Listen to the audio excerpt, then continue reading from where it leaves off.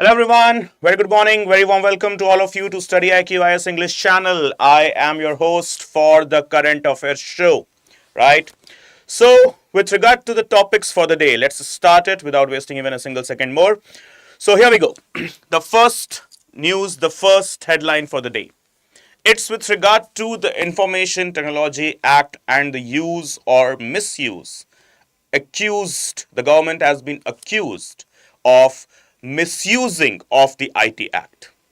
Let's understand the story. Twitter, formerly Twitter, now X, as occupied by the billionaire, the richest personality on the earth presently, Elon Musk. Elon Musk, when he occupied Twitter or purchased it, now he has came forward with a new initiative known as an AI enabled program, that is Grok. Grok is something which is not much appreciated by majority of the Indians. I won't say all of the Indians, but yes, a good chunk of the Indian population is criticizing Grok of being anti-Indian government, specifically being anti-BJP. Well, is it right or is it wrong? Well, to be very frank, let's not go to those galleries, right? Let's just refrain from discussing the political issues, right or wrong. Neither it's good to discuss, neither it is important for us to discuss when it comes to UPSC CSC, right? But the fact is, Elon Musk, his team, his particular organization of Twitter, that is formerly Twitter, now X, has made a very has made a very accusing statement against the Indian government. And what is that accusing statement is here that we need to understand. So, IT Act and content blocking. Why X, that is formerly Twitter, has challenged government's use of Section 79. What is the actual scenario? So as you can see, the further statement, the company, that is X, has argued that the government's misuse of the provisions bypasses safeguards available under the provisions of the Information Technology Act, namely Section 69 capital A, that are specifically meant for the purpose of content moderation. So actually, Elon Musk, that is Twitter actually, that is X actually, has stated that the government of India is just trying to misuse Section 79, that is empowered through the Section 69 capital A of the very same act, that is the Information Technology Act. So don't worry, we will be discussing about both of these sections, as these are the sections which are evergreen topics inside our current affairs. Yes, every week, mark my words, every week for at least one time, at least once, these are the sections which are inside our newspapers and the other channels as well, right? So talking about the further things here, in Shreya Singhal versus Union of India case of 2015, some very unique things happened. Just please understand. The Supreme Court struck down Section 66 capital A. Guys, we are not dealing with 79 for now, not dealing with 69 capital A for now as well. We are dealing with a separate segment, a separate section that is known as Section 66 capital A. What is this?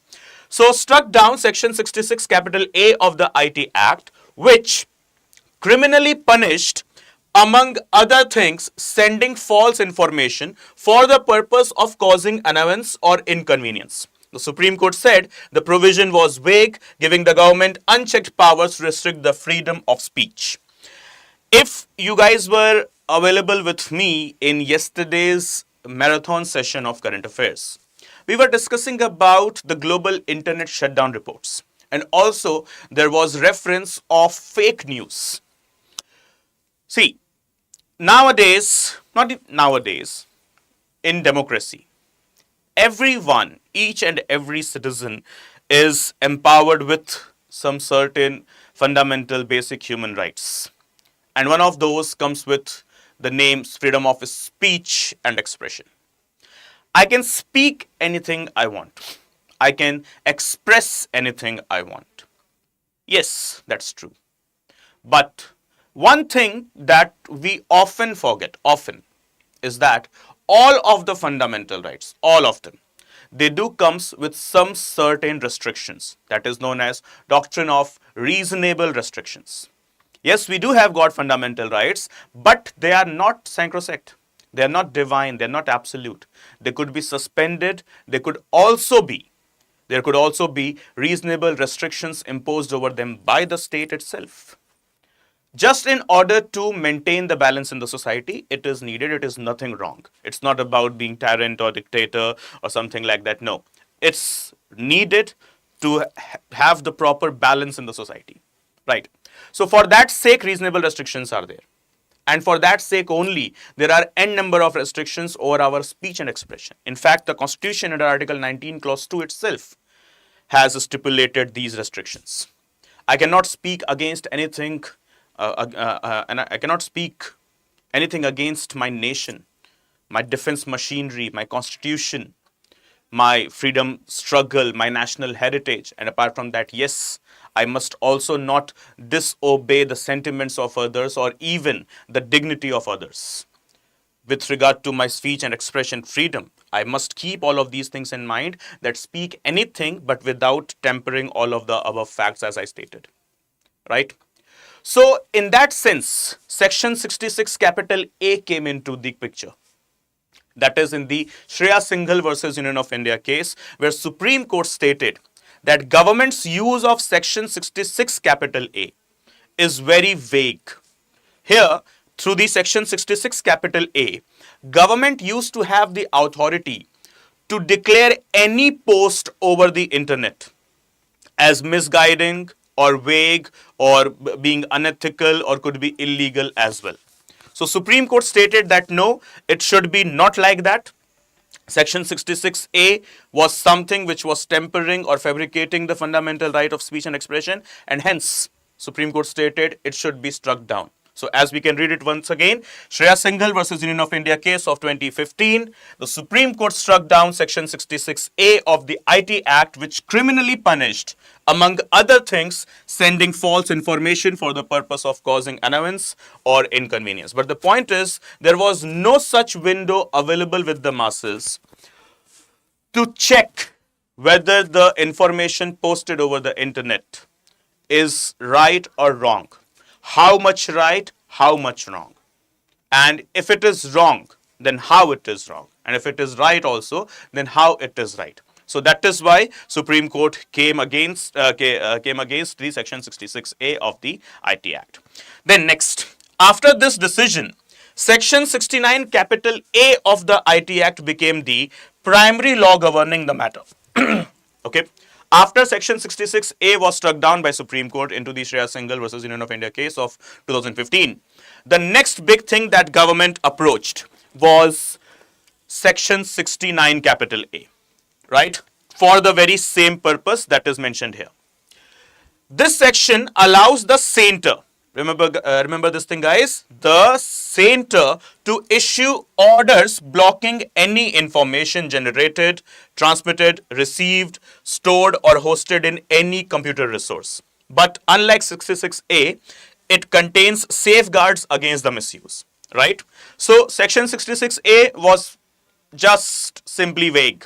That means no safeguards were available. It was all powerful, all authoritarian. But Section 69 capital A on the parallel side, it was talking about the same thing as Section 66A, but with the safeguards, with the proper, legitimate, sufficient safeguards. Okay. So now Section 66A is gone, but to replace Section 66 capital A, we have got Section 69 capital A. Now the story started with Section 79. So obviously we need to go ahead with Section 79 as well. So here we go. The first thing, the government's use of Section 79. What is that? The Supreme Court in the Shreya Singhal case also clarified the application of another provision, that is Section 79 of the IT Act. This provision is a safe harbor. This provision is given the name of safe harbor measure that exempts an intermediary, that is, for example, the platform. In this case, it is Twitter, that is X, from liability for information published on the platform by a third party, that is the users of the platform. That is, for example, we can understand it like this.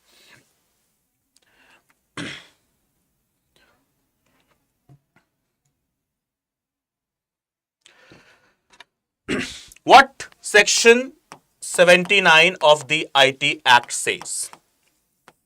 Okay, which act? It is the Information Technology Act. Okay. Any information or any post over social media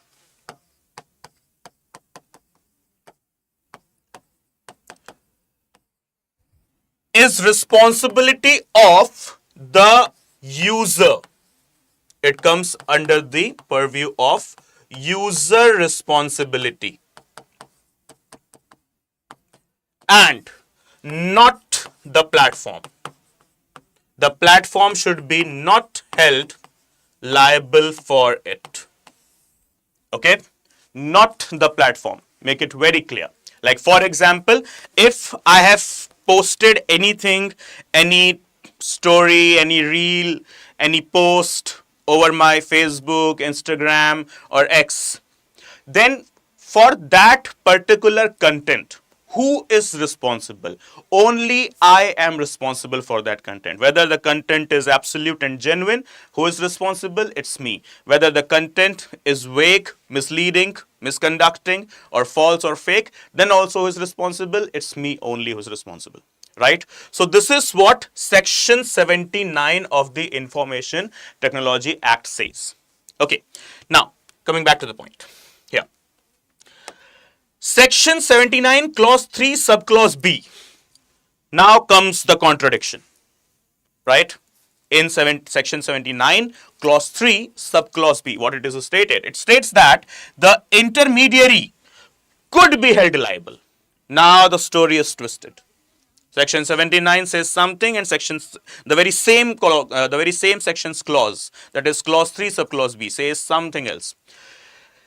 Now it says that the intermediary could be held liable if it does not immediately remove such unlawful information upon receiving actual knowledge or on being notified by the appropriate government or its agencies. Twist in the story. Now, here.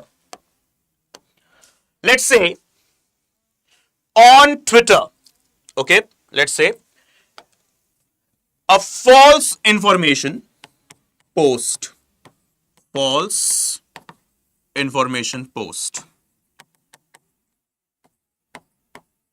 is uploaded where? For example, on X, just for an example. And now, this X has been notified by government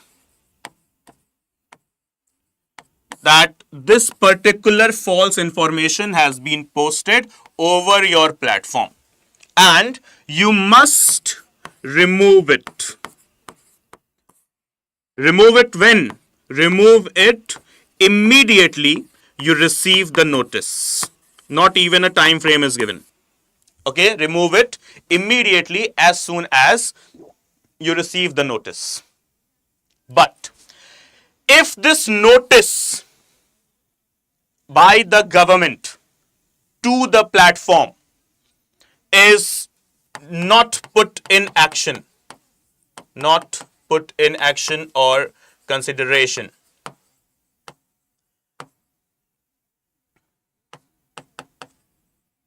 then in this particular case, through Section 79, Clause 3, Subclause B, the government can take action against the platform. Though Section 79 says that you are not liable, but you are liable through Section 79, Clause 3, Subclause B, in case you are given the notice, you are given the information, okay, the issue is highlighted, and still even after that you are not removing it, then you are liable. Okay, so this is what has happened in the recent case of Grok and everything. Okay, that still after government's notice, the Elon Musk and his team of Twitter, that is formerly Twitter and now X, is not taking any cognizant actions, right? So what we can see here, the further purposes that are mentioned for blocking content under Section 69 capital A, not talking back to Section 69 capital A. The center must deem it necessary, and this necessity, however, is only justiciable under grounds provided under Article 19 Clause 2, that is, through the reasonable restrictions justified. Okay, that is through the doctrine of reasonable restrictions for the sake of freedom of speech and expression. Then only you are liable to restrict any post, any comment over the social media if it is covered under the umbrella of doctrine of reasonable restrictions, or else not, right? So here, which imposes reasonable restrictions on the freedom of speech in the interest of the sovereignty and integrity of the nation. Okay, so this is the only criteria available. And the center here, as you can see this further point, must record its reasons for blocking so that the court can take the proper cognizant actions against this, or against, or maybe in favor. Okay, so the center must record its reason in the blocking order so that it can be challenged in court. So the center should be absolutely be very clear while restricting any post, and it should also be citing the reasons in front of the court so that in case it is to be challenged, it should be challenged with the concrete evidences, and the government should be also having its stand to prove its correctness in front of the judiciary. Right? So this is what Section 69 capital A, Section 66 and Section 79 of the IT Acts are. Now, moving to the further of the things. What is safe harbor? If you remember this, safe harbor is a term given to Section 79 of the Information Technology Act. Be very clear while you are making notes, guys. Okay, these are the types of questions which could be asked in front of you in your prelims, or as well as mains. So safe harbor is a term with reference to Information Technology Act. It is given to Section 79 of the IT Act, right? Now, the next news. Just a couple of months back, what we have watched, that an iceberg, a big iceberg, a sea floor, actually not iceberg, sorry, was broken down. And now the scientists have made some wonderful discoveries which shall provide us much more required impetus when it comes to the seas and ocean exploration of our planet. So 6 new species discovered beneath Antarctic sea floor after iceberg A84 breakoff. So what is the thing here? First thing that you must note, what is A84? A84 simply is the iceberg that break off in January this year only. Okay, so the places in news, persons in news, events in news, they are always there in front of us in the question papers, right? So what is A84? A84 is simply the iceberg. So talking about the whole detailed news, here we go. An international team exploring the seafloor after iceberg A84 broke off in George 6 ice shelf in January this year, that is 2025, discovered a previously unseen ecosystem. A very much unseen, that is for the first time we are witnessing it, raising questions about how life adapts to some of the harshest environments on the planet. And apart from that, since the area became accessible, at least 6 new species have been identified in the region.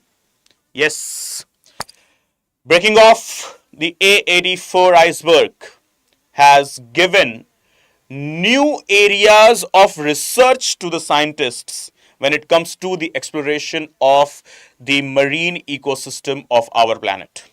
And now they have identified 6 new species which were unknown yet to the human life. As we can see, the species, how they look, they are literally some very extraordinary body figures. For example, this is the one, okay, as it looks like a stone, but it is not a stone. It's a marine species itself. The second one, Looks like a jellyfish, but not a jellyfish either. The third one looks like a sci-fi movie graphics, something like that, okay, or maybe something that we see into the microscope, but it's still not even that as well, right? And the fourth one, the astonishing one as well, this one. Don't know how to refer this as well. Looks like pearls over the surface and mixture of octopus or seahorse or whatsoever. Okay, but yeah, these are just some species that have been discovered, not all of them. Okay, so as we can just discuss the further facts.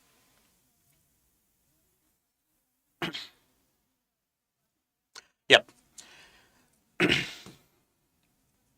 An international team which was aboard Smith Ocean Institute's RV's Falker 2 operating in the Bellingshausen Sea rapidly altered their research plans to study an area that was until January 2025 covered by ice. Now, on January 13, 2025, an iceberg roughly the size of Chicago, designated as A84, broke off the George 6 ice shelf. That is one of the major floating extensions of the Antarctic Peninsula ice sheet. By January 25, a research team reached the newly exposed seafloor, becoming the first to study an area that had remained inaccessible to humans until now. So the facts that we need to identify from these two paragraphs. The first thing,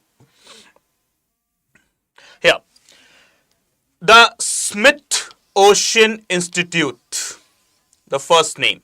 And apart from that, the location. What is the location? The location is Bellingshausen Sea. Where? Into the Antarctic.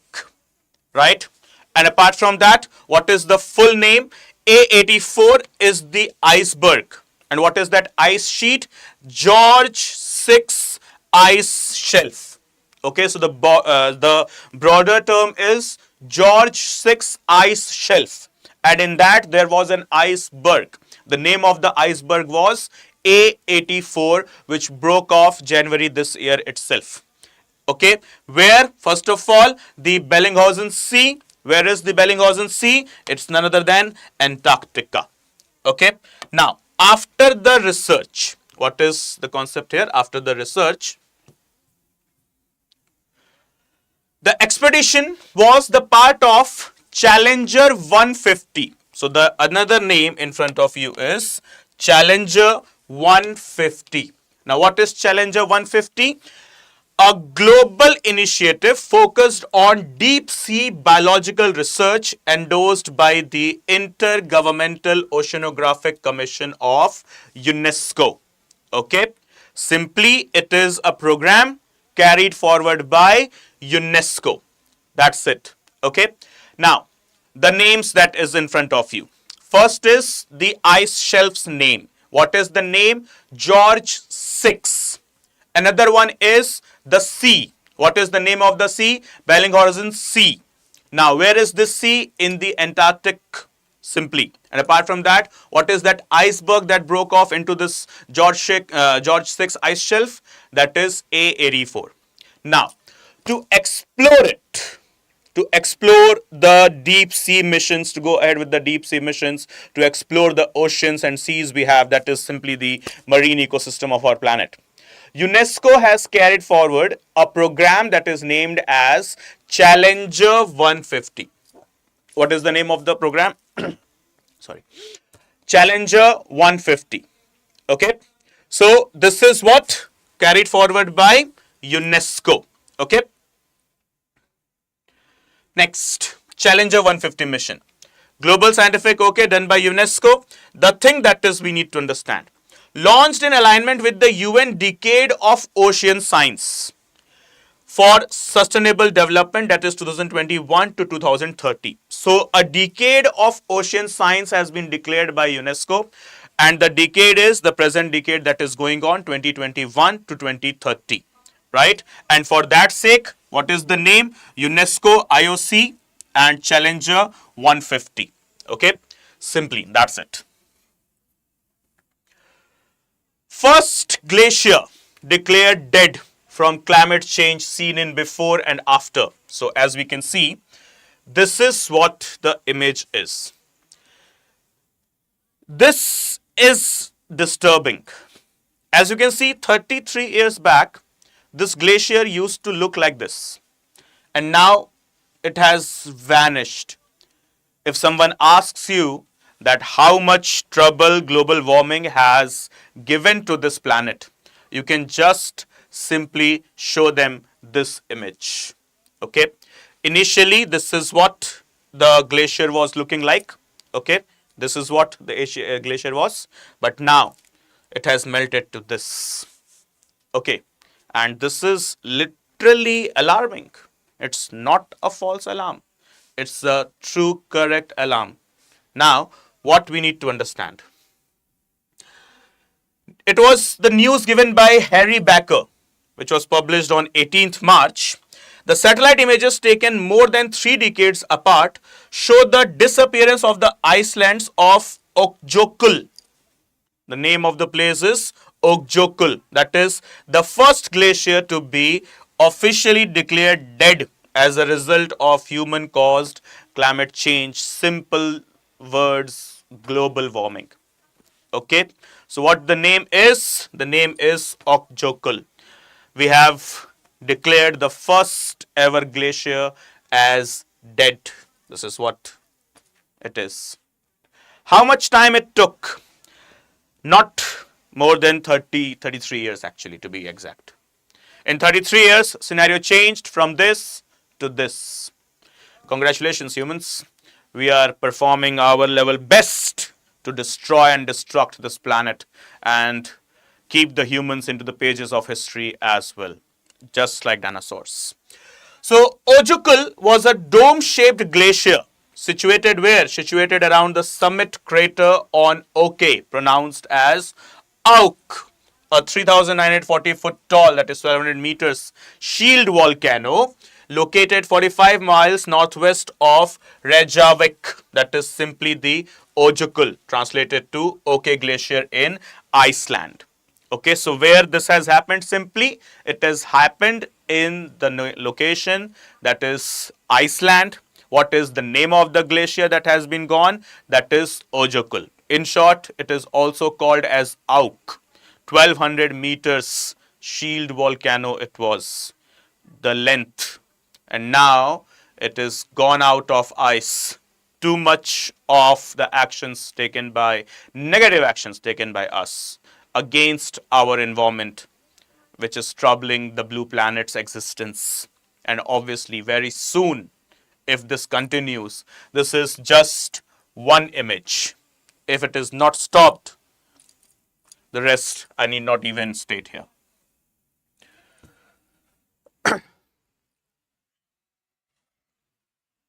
So moving to the next topic for the day, the next headline, the next news, that is with regard to the statement municipal bonds. Something to cheer for, something to have triumph. Now, apart from environment and ecology's degradation, when we come to the next chapter, economy, is something to cheer for today, at least. Municipal bond issuance in India to exceed 1,500 crores in the year 2025-26 time cycle. This is the data given by ICRA itself, right? Now, 1,500 crores. This is not a joke. This is literally a very wonderful figure just through the municipal bonds. Municipal bonds are not that big bonds even. And within very small bonds, right? Within very small status of the bond, when we can generate 1,500 crores, just imagine what will be the status of the present figures with the bigger bonds we can have. Okay. So the whole news, what we need to discuss, first of all, the report added that the share of green bonds or the pooled bonds is also likely to increase, led by a growing focus on environmental, social and governance initiatives and enhancement in the credit profile of the urban local bodies. So the ICRA report mentioned two types of bonds here. The first one is the enhancement of the municipal bonds, and the another one is the green bonds. Green bonds, basically simply, these are the bonds which are favoring towards the safety measures and the potential of the initiatives that could be taken by the organizations, government as well as private, to safeguard the environment and ecology, right? So that is what the green bonds they are, but presently what we need to discuss is the municipal bonds. And with the history, what we can understand. In 2015, the SEBI issued the listing of the debt securities by municipalities, which defined the status of municipal bonds and generated investors' interest. Further, in 2018, the Government of India initiated an incentivizing scheme, a scheme offering approximately 13 crore for every 100 crore bond issuance. So in 2018, through the Amrut 2.0 scheme, mark this thing, Amrut 2.0.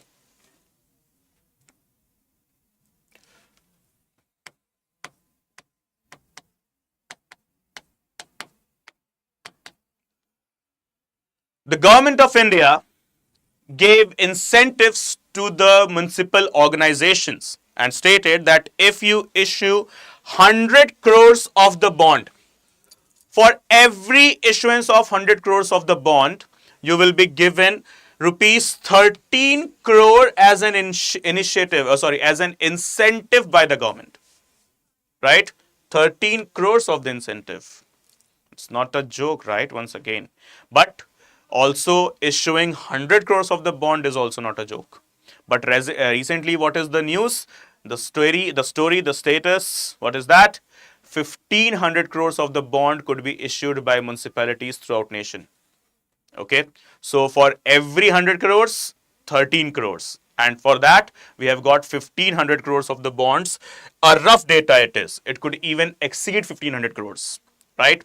So government, be prepared for the good chunk of the incentives that you need to provide to the municipal organizations, as they're performing exceptionally well when it comes to the issuance of the municipal bonds. So first of all, what is this bond thing? How do I define bond? So first of all, it is a debt security. Debt security as in, it's not a type of a mortgage thing. It's a type of a legal instrument that is given to the one who is lending the money by the one who is taking the money, right? So it is not a mortgage thing. It is a legal security instrument. As what we can understand, borrowers issue bonds to raise money from investors willing to lend them money for a certain amount of time, that is a specified time. And when you buy a bond, you are lending to the issuer, which may be the government, okay, government organization, that is municipality, or even a corporation, a private corporation. In return, the issuer promises to pay you a specified rate of interest during the life of the bond and to repay the principal amount as well after the life of the bond has ceased to exist, right? So this is what basically the bond is, a piece of legal paper, okay, in the name of debt security, which also provides interest to the one who is leasing the money, right? Now, what are municipal bonds? Municipal bonds are debt securities issued by the local governments of the states, that is simply the municipalities. They are used to fund public projects such as infrastructure, school, transportation, or any type of thing. Most municipal bonds are general obligation bonds, that is, their repayment is guaranteed by the tax and non-tax revenues of the local body. General obligation bond is that you will be repaid for sure, whether I receive the revenue through the taxes or I receive the revenue through the non-taxes resources. Howsoever I receive my revenue, I will repay you back. That is what simply the general obligation bonds they are. Tax exemption. The interest paid on the municipal bond is tax free as long as the buyer follows the rules set by the municipal corporation. That is, let's say, for example, I have issued a 100 rupee bond to a municipal organization. Okay, for example, out of that 100 rupee bond, that municipal organization has guaranteed to me a return of 20% interest every month. So now this 20% of interest is my income. So now in that 20% of interest, do I need to pay the income tax to the government? No. It will be tax free for me. Whatever the money, whatever the amount I have earned through the municipal bonds interest will be absolutely tax free. Absolutely means absolutely not even a single penny of the tax is to be paid through that income which is generated through the interest of the municipal bonds. Simply. Okay. Next, municipal bonds. Bangalore Municipal Corporation issued the first ever municipal corporation bond in India in the year 1997. Later in 1998, it was the Ahmedabad Municipal Corporation, and as of now 2024, the highest municipal bond generators, they are the states of Karnataka and Gujarat. Guys, this is a very wonderful data. Please be very sure while creating your notes, okay, while formulating your notes. The first ever municipal bond was in Bangalore, the Bangalore, erstwhile Bangalore, okay, 1997, followed by Ahmedabad, 1998. And still today in 2025, after 27, 28 years once again, the highest revenue generator or the highest bonds issuers, they are the two states itself, that is the actual states, those who started it, that is Karnataka and Gujarat, as of now, presently, in fact. SEBI guidelines, the Securities Exchange Board of India guidelines towards the bonds, the municipal bonds. They should not have a history of defaulting at repayments of loans or debt instruments. If a municipal organization is having a bad credit history, then they cannot issue the municipal bonds. Second, it should possess a positive net worth in all the 3 years preceding the issuance of the municipal bonds. That is, of last 3 years. My balance sheet should be representing the benefit or the profit only, right? Next, such municipal entity, its group company or directors and promoters shall not be mentioned in the willful defaulters list published by the Reserve Bank of India. So if any of such entity is issuing it, the names of the willful defaulters should not be published. Okay, make it very clear. The names of the willful defaulters should not be published. Okay, the willful defaulters, those who are listed by the Reserve Bank of India. Okay, so this is what the SEBI guidelines are with regard to the issuance of the municipal bonds. Okay, now moving to the next topic for the day, the next headline for the day, that is a recent study named as a report named as Transforming Forest Finances, released on March 2025 by the Forest Declaration Assessment and supported by the United Nations Development Program, has stated that a big financial resource crisis is experienced when it comes to the forest departments globally. How much they need and how much they get is a very different story. Let's say, for example, they need 100 rupee to safeguard the forests, all the forest safeguarding organizations I'm talking about. For example, if these organizations, they need 100 rupees, so what they receive is less than 30 or 40 rupees, less than that.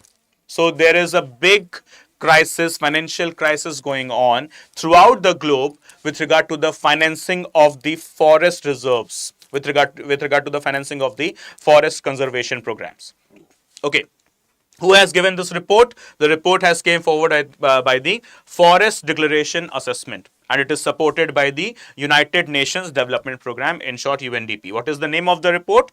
Transforming Forest Finance, TFF in short. Okay, so as we can see here, released on March 20, supported by UNDP, what it says?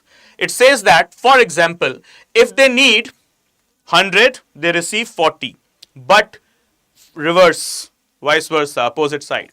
For deforestation, for the sake of deforestation, the companies, they do get immense amount of funding or the money or whatsoever, right? For example, what we can see, while an estimated $460 billion per year is required. How much?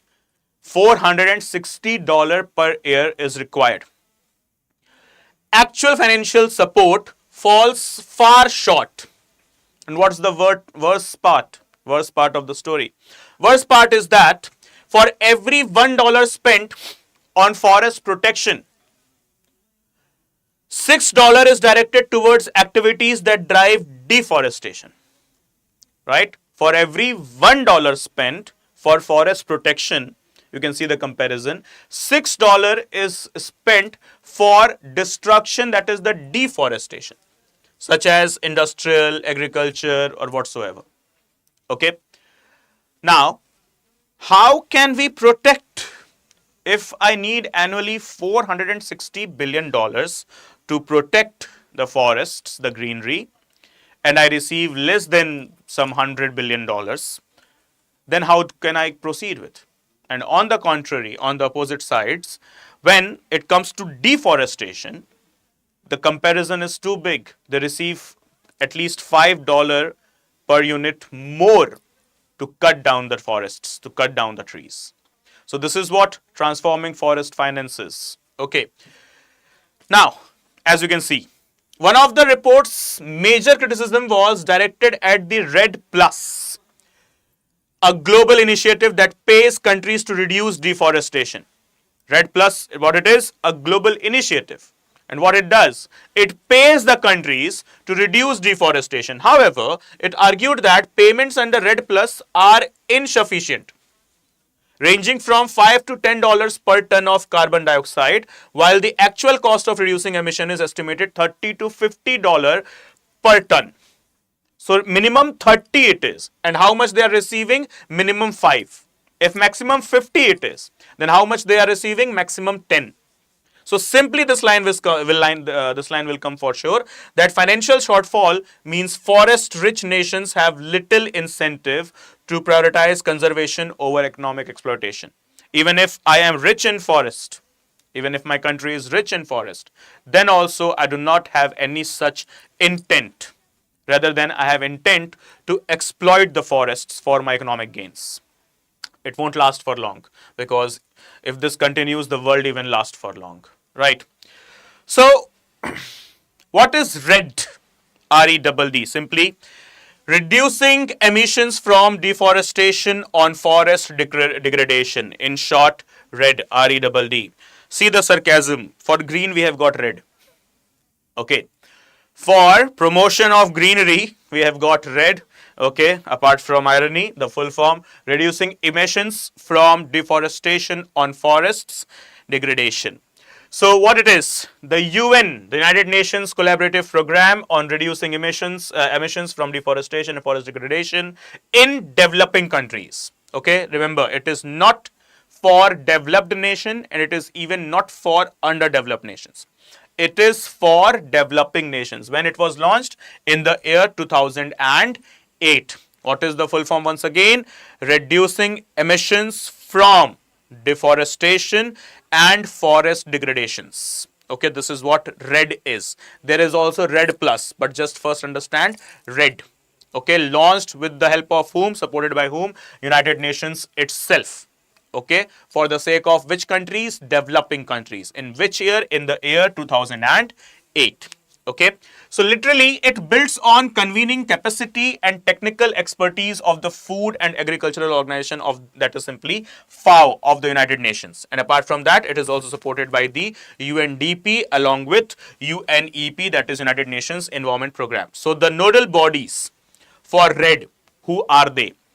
With regard to the UN bodies. So they are UNEP, UNDP as well as FAO inside United Nations itself. Okay. The overall development goal of the program is, what is the goal of this program? To reduce forest emissions and enhance carbon stocks in forest while contributing to nationally sustainable development. Okay, that is the simple statement, sustainable development. This is what the REDD program is all about. Now, what we have got into the news, it is Red Plus. Okay.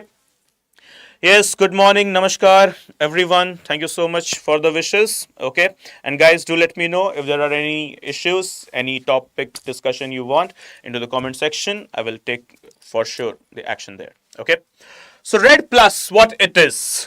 We were discussing about Red. Now, what is Red Plus? It is a mechanism aimed at slowing down climate change by rewarding developing countries for halting deforestation and forest degradation. Simply what? Mechanism aimed where? For slowing down climate change. By what? By rewarding developing countries for halting their deforestation programs. Okay, so through RED, the money or the funds will be given for the protection of the forests. RED plus incentives will be given if you halt your deforestation programs. Okay, so RED plus simply seeks to create a financial value for the carbon stored in the forests. That's it, what you need to understand.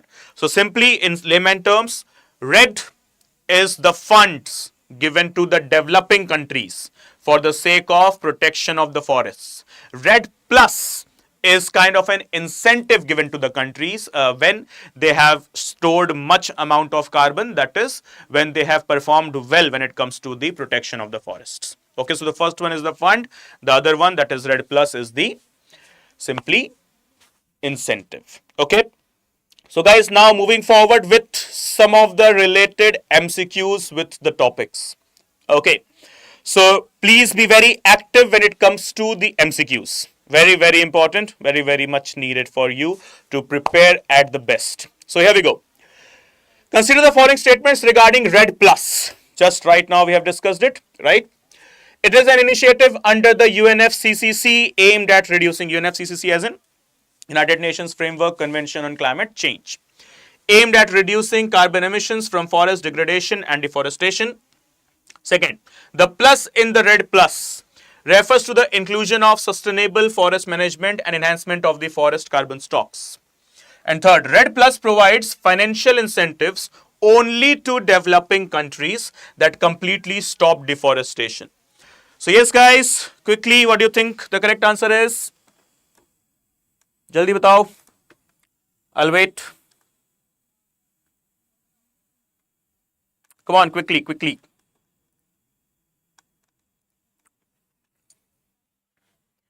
Any idea?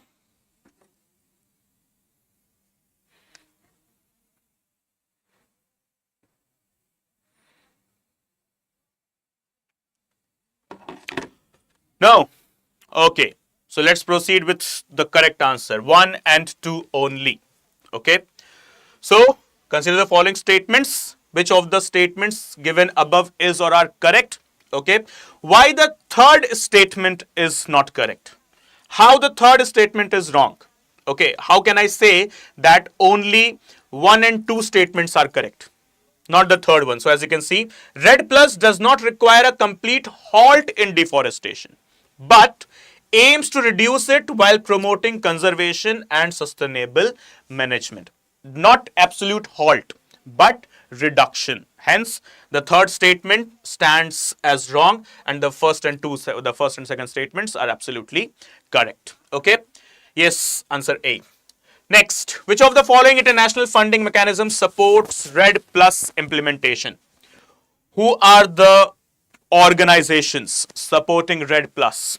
Are they all of them, one of them, two of them, none of them? So Green Climate Fund, Global Environment Facility, World Bank's Forest Carbon Partnership Facility, and Adaptation Fund. Come on guys, quickly. Yes, Vicky, your answer is correct. The previous question's answer, that is correct.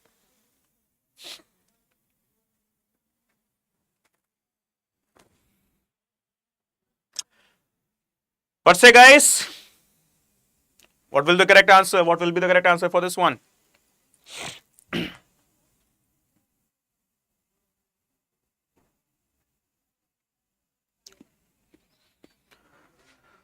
Okay, let's go ahead with the correct one. So the correct answer is D, that is 1, 2, 3, and 4. Simply speaking, all of them, they do support the red as well as red plus mechanism. Okay, no, it's not B, it's option D. All of them are correct. Okay, A, B, C, and D, they all do provide the financial sources to the red plus. Okay, next, with reference to the municipal bonds in India, consider the following statements. Okay, the first one. Municipal bonds are issued by the ULBs, that is urban local bodies, to raise funds for infrastructure projects. Second, the issuance of municipal bonds in India requires credit ratings for the concerned municipal corporations. Third, municipal bonds in India are tax-free and exclusively available to domestic investors. Which of the above statements are correct? Correct statement, you have to tell me. Come on, guys, go on. What do you think the correct statement is?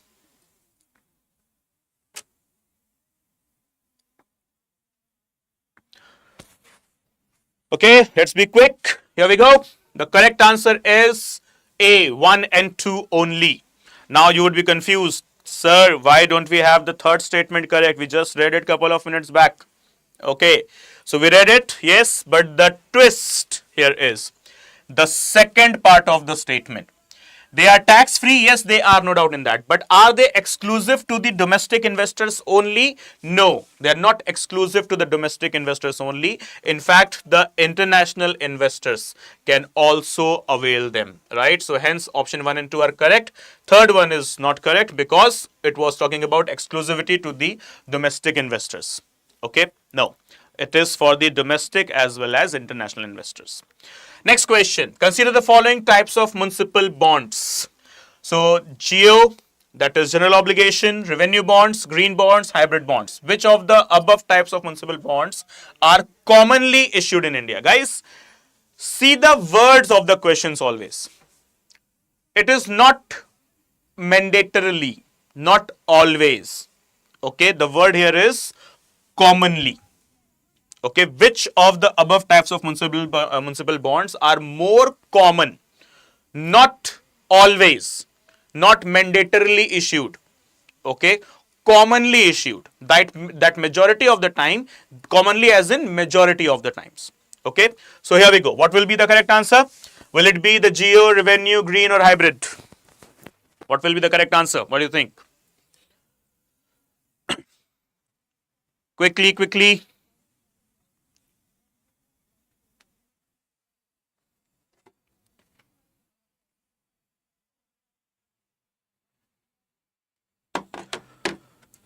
D, 1, 2, 3, and 4. Okay, let's see the correct answer. The correct answer is B, that is 2 and 3 only. Okay, commonly issued. Which are those bonds? B, that is 2 and 3. Revenue bonds and green bonds. We rarely go ahead with the GO, that is general obligation bonds, though municipal bonds are general obligation bonds here that we have discussed today, okay, but not common. Okay, general obligation is something we just try to refrain, as well as the hybrid bonds, right? Next question. The Shreya Singhal case of 2015 is primarily associated with which of the following legal provisions? Come on, guys, go on. I need the answer. With regard to the Shreya Singhal case, what is the correct answer? Article 21, Right to Life and Personal Liberty, Section 66A of the Information Technology Act of 2000, Article 15, that is Prohibition of Discrimination, and D, that is Section 124, capital A of the IPC, that deals with the sedition. What do you think? I guess it should be the simplest thing to answer for the day. B, yes, SS Talks, you are right there. The correct answer is B, that is Section 66A of the Information Technology Act. It was struck down by the Honorable Supreme Court. Okay. Next, in the Shreya Singhal judgment 2015, the Supreme Court introduced the chilling effect doctrine.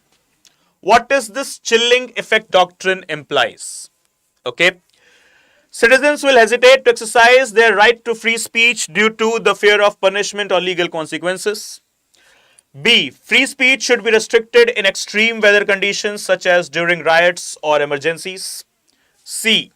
Government should ensure that freedom of speech does not offend religious sentiments. And D. The internet should be regulated to prevent excessive use of free speech rights. What is the correct answer? Chilling effect doctrine, introduced by Supreme Court in the Shreya Singhal versus Union of India case 2015. Quickly, guys. Correct answers, please.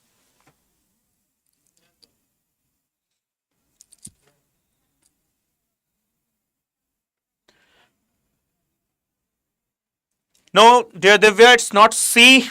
So the correct answer is option A. The citizens will hesitate to exercise their freedom of free speech to fear of punishment or even any such type of legal consequences. Okay, so that is what the chilling effect doctrine is. Next question. Which of the following statements correctly describe the impact of Shreya Singhal judgment? Okay, once again, should be the easiest of the answers. It should be. It declared Section 66A of the IT Act unconstitutional. Second, it upheld the government's power to block websites under Section 69 capital A. And third, it restricted the government surveillance powers under the IT Act. So what are the correct statements? Only one, only two, one and two, two and three, one and three, all of the above. What do you think? Yes. So, Vicky and Dulil, you guys have to answer, you had answer C. Okay. So, let's see the correct answer. It's A, 1 and 2 only. The first and the second statement stands correct. The third statement is not correct because it did not restricted government surveillance powers under the IT Act. Okay. Government's surveillance powers were not restricted. They are even not restricted. Okay. So guys, that's it for today's session. I hope this is something that is helping you. This is something that is boosting your preparation. And if there is anything you want me to add further, please do let me know into the comment section. I will surely take the considerations, right? So that's it from my side today, guys. See you all in the very next sessions. The very next sessions will be in front of you on your same StudyIQ IAS English channel very, very soon. Thank you so much for watching. Please do subscribe to the channel if you haven't done yet. And apart from that, please do like the video as well. Bye-bye. Take care. See you soon. Jai Hind.